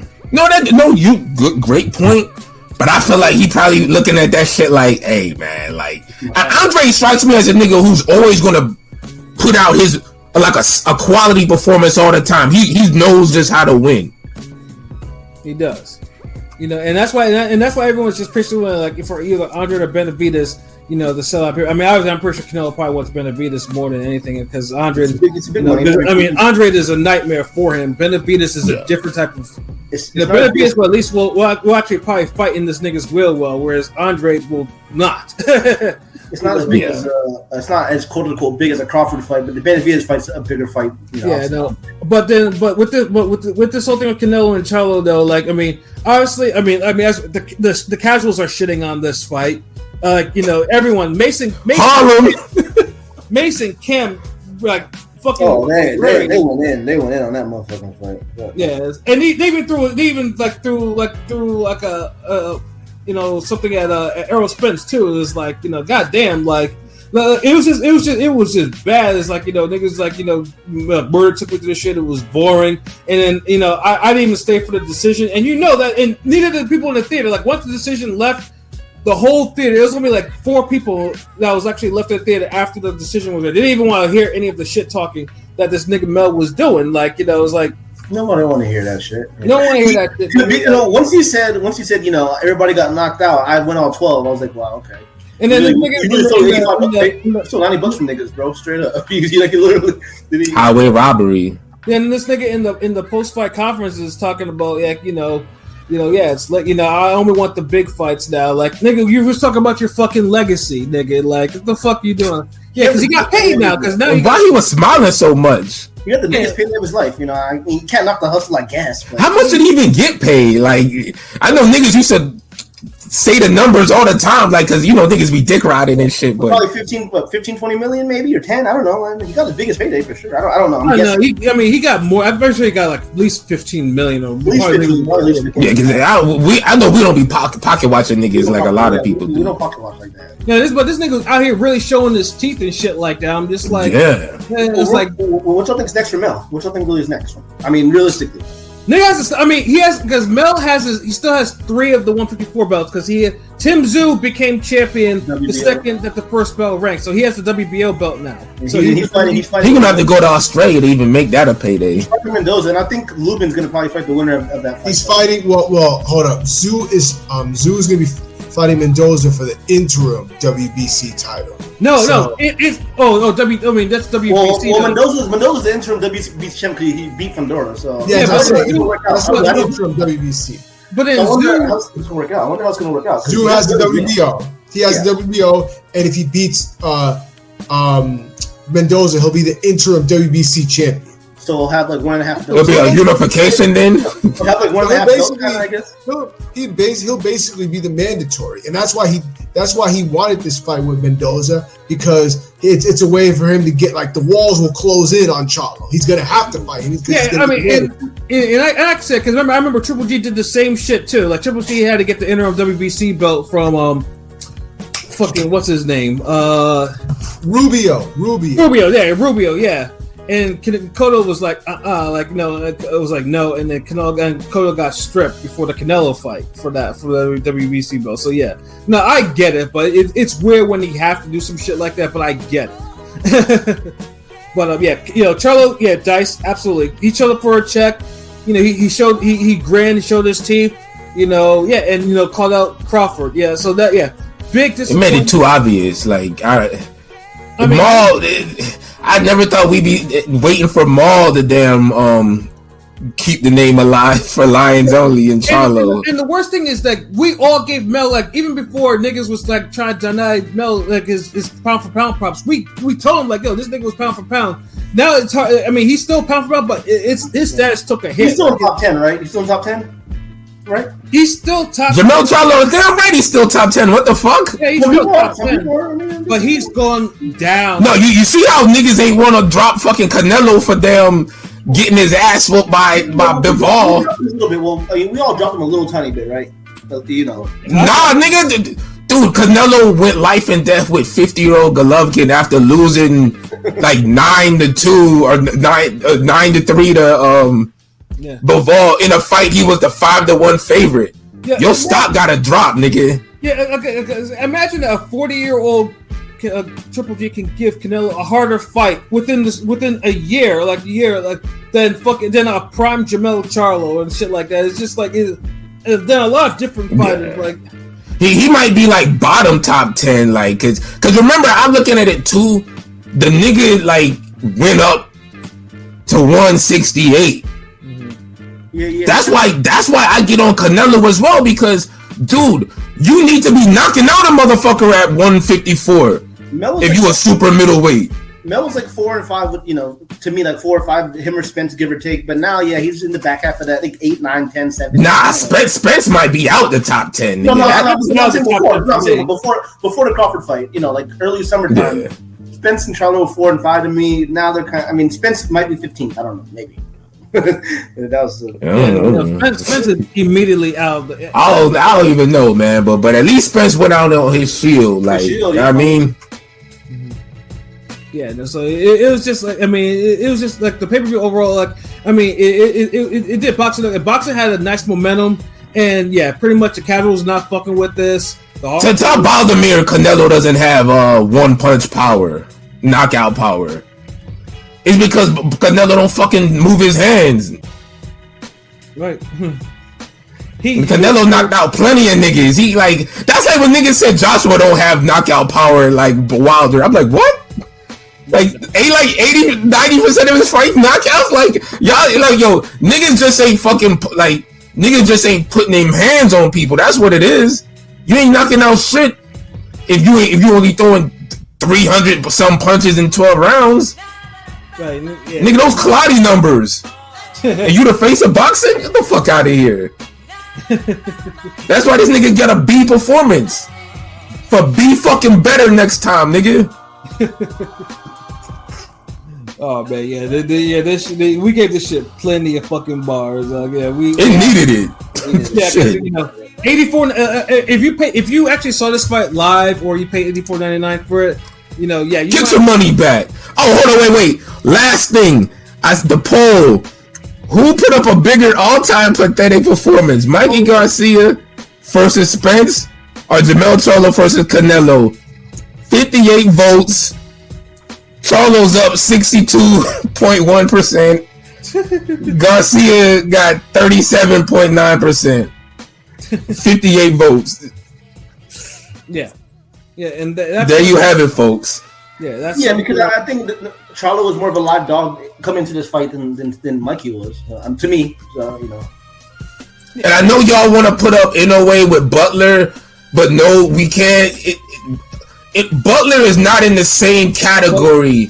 Like, look, Mikey Garcia and Jermell Charlo were pound for pound. He's on the same stratosphere. Butler was on the same stratosphere as yeah, like Butler's nowhere in the class of fucking NOA. So nah, we not going. Nah, he don't deserve to be put in that. All I gotta say, it doesn't matter if it's Mikey Garcia or Jermell Charlo. I feel the same way about both performances, and that is this. That was pathetic. Facts. Lay the fucking egg. Not, I guess a golden egg because y'all niggas got paid, but yeah, you know, but yeah, it didn't push the sport forward, and you know, Showtime's gonna probably run the replay next week or some shit like that, you know. I don't know, but yeah, it's just no, Anthony. I completely disagree. I actually think Jermell is a bad matchup for Canelo. Like, yeah, I wouldn't say bad, but a better matchup because he has the two things that Jermell does not have in the sense of like his jab, the jab that he puts together, Maul's jab. That's tough, stifling jab. That's gonna trouble Canelo to death, and then the uppercut. Man, if he sends Charlo with an uppercut, he donezo. Maul. I mean, again, the thing is, we're just speaking hypotheticals because Maul. I don't know Maul's trajectory. After his 2-year layoff, 2+ year layoff is tough. We all didn't mind the Maul fight. It's just the layoff we was worried about in the whole mind game. Layoff. You seem like he was going through some demons. I don't want to, so this one kind of like. Active Maul gives Canelo one of the hardest fucking fights. Like, if y'all gonna tell me Maul ain't a bad matchup for Canelo, then I guess Golovkin was the greatest matchup ever for Canelo. Cause I see my two of the things Maul has that, dude, Maul, the last person Canelo fought that had a great jab and power, he had to fight 3 times just to be decisive. But who wins, Maul or Plant? If that was next, Maul or Plant. I'm looking at the comments right now. Shout out to my guy Gritty. He tapped in. Mikey actually tried to win until he realized he was overmatched by the 4th round. Jermell never thought he could win and was shook from the jump. Jermell threw 1 punch in the 1st round versus a slow starter. Insane. Can't argue with that. Who wins? I can't argue with that, but the thing is, Mikey, I can't respect no nigga who ain't trying and getting his ass whooped, and he puts his hand up thinking he winning each round. Every time. Put that shit the fuck down, nigga. But who wins, Maul or Plant? If that fight was next. If it were next? If it was after Benavidez? Maul knocks out Jose or something. Yeah, who wins that fight next? Well, Maul, the style, everything Maul favors Maul, but we got to see how he look. Once Maul gets give Maul a couple of fights, and like Maul will beat Plant. Maul's a bad style matchup. Plant ain't got the stamina. He doesn't throw hard enough punches. He can only hurt you if you don't see it coming. Pause. Right. Yes, you literally have to walk into an open Plant punch to get hurt by this nigga.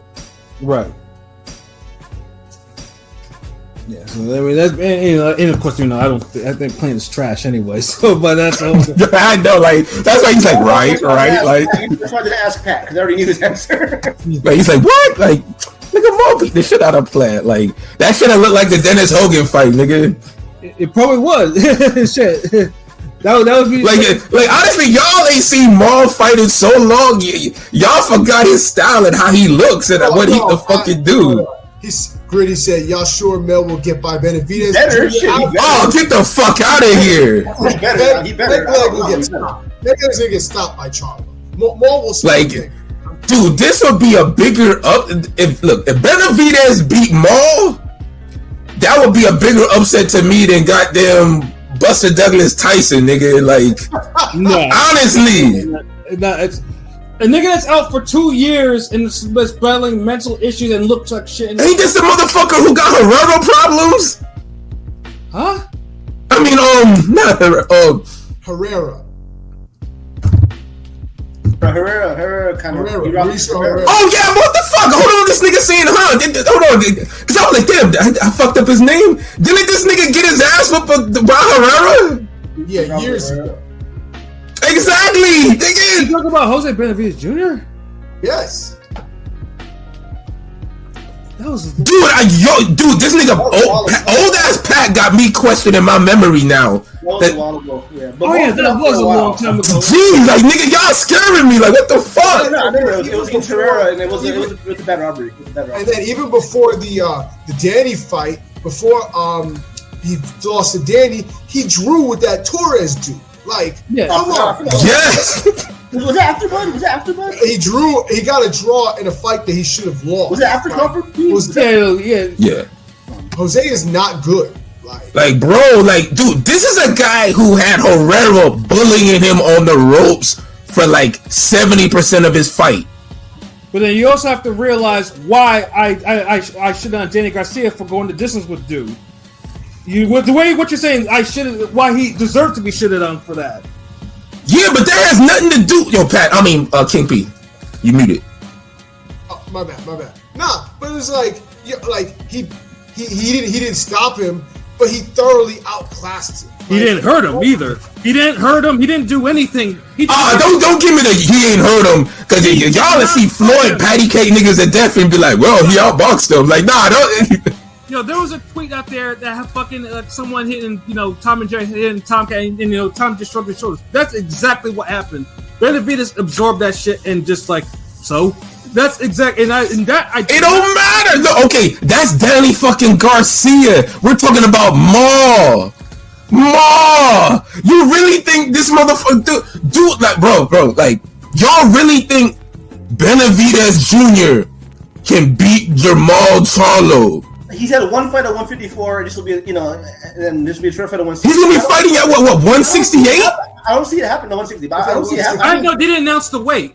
They didn't announce the weight, so I think it's gonna be at 160, or maybe it's gonna be for his belt. It's gonna be for the belt, probably a 160 belt. Yeah. Nigga, no. With this layoff, Maul probably gonna fight at a catch weight or something. Yeah, probably like 164, 165. Yeah, they're gonna give Benavidez the bag, dude. This is the ultimate showcase fight. Like, yeah, that's true. Like, come the fuck on. Like, it could be a worse co-main. I'm not mad at it. Benavidez in his last fight came in at like 158, so he'll go up a couple of cents. They'll have a catch weight at 164, 162 at the minimum. Make sure Maul is in. Man. Well, you know what? Y'all gritty Pat, y'all niggas put y'all fucking money on Benavidez Jr. Shit, y'all so fucking positive. Y'all niggas show me the goddamn FanDuel stub or some shit. See, I said I thought Charlo could knock out Canelo, and nigga put money on that shit. Know what I mean? Not that much, nigga. I ain't stupid. The fuck. And shit, I did get some on Garcia. Whatchamacallit?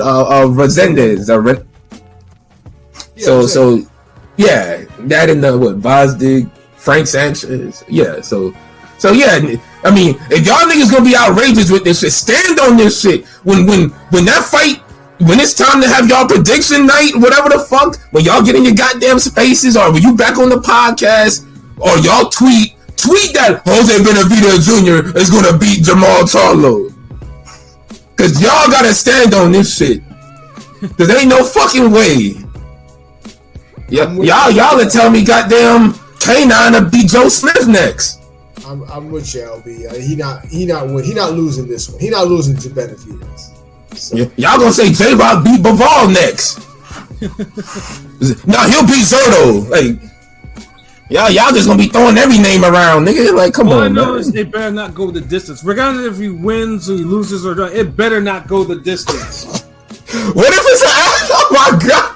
But hold on, like, but see, look. Better not go the distance. No, it would just be an A- performance. Like you gave Canelo for going the distance with a junior fucking middleweight. Consistent motherfucking cops, nigga. Because Charlo has only one fucking KO in his middleweight title run. If this nigga goes the distance with Jose Benavidez, he's going to get some smoke. Nope. Keep that energy, nigga. Keep. And see, y'all don't give smoke to Canelo for not having no power against a junior middleweight. With Jose Benavidez Jr. with his one leg, he's getting fucking smoke. This is clear. So yo, I hope you had a whole notepad ready for Crawford smoke when he took that nigga to the 12th. No. Did you throw that notepad in the trash? If you're so confident, this nigga should knock this nigga out in the distance. If this nigga goes 12 rounds, are you putting money on Benavidez? What's your official pick then? I'm not. Are y'all picking Benavidez to win? That's what I want to know. I gotta see some odds, nigga. Nah. Cause look, this shit gonna be yo, King P.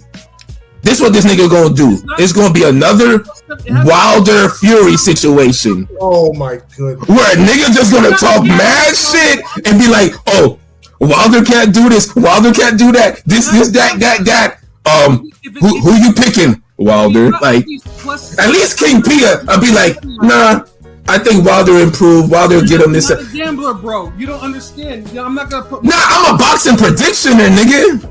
Well, yeah, you told me to put money on it. I'm not gonna put no money on it unless the odds are. No. I'm not even talking about putting money on Benavidez now, nigga. What's your official prediction? I'm not predicting yet, nigga. It's too early. Then y'all niggas gotta say that shit. Then, god damn. Oh my god. You think? But y'all going to dude, King P? These niggas literally going this whole time to not even officially pick this nigga. You think this is just gonna be like a walk in the park for this nigga? This nigga has looked trash for a hot minute, Jermell. Dude, all I'm saying at the end of the day, my thing is this: Marlon's gonna beat him. If you think Benavidez Jr. is gonna beat Maul because Maul is so trash, then just come out right and just say Benavidez is gonna beat him.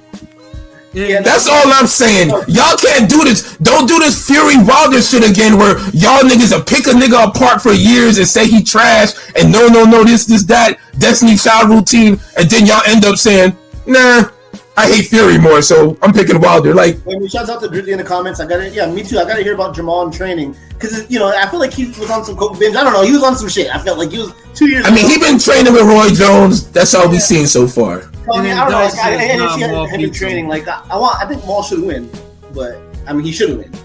I mean, this boxing, anything can happen. Look, hey, KP, if we're wrong about this fight, then goddamn it, we'll just be fucking wrong. Yeah, that's wrong. It. We'll be wrong, but I ain't gonna jump off the cliff to say Benavidez is gonna beat Maul. Like, damn. You know me, I don't mind being wrong. If I'm wrong, and I've had some boxing predictions. Like I've had some bad ones, but I feel like if I was to predict it, Benavidez to beat Maul, I would have to have some type of insider info, or I gotta be super fucking confident because I feel like this is just a bad pick. Super long way off, but I say Maul in 8. I'm still with Maul. Damn, see you saying by knockout. See you got that energy for Pat, nigga. See, I'm waiting until this. I just want this nigga to win. See, I'm waiting until this fight's announced, and we're actually going to talk about it in an actual episode when we're about to do the preview for it. But I don't think it's not going to be a walk in the park for Charlo coming after 2 years. It's not. I just don't. Shit, I so we remember what we know. All right, we'll wait till it's official. Yeah, but anyways, yeah, we gave this shit enough bars. We got.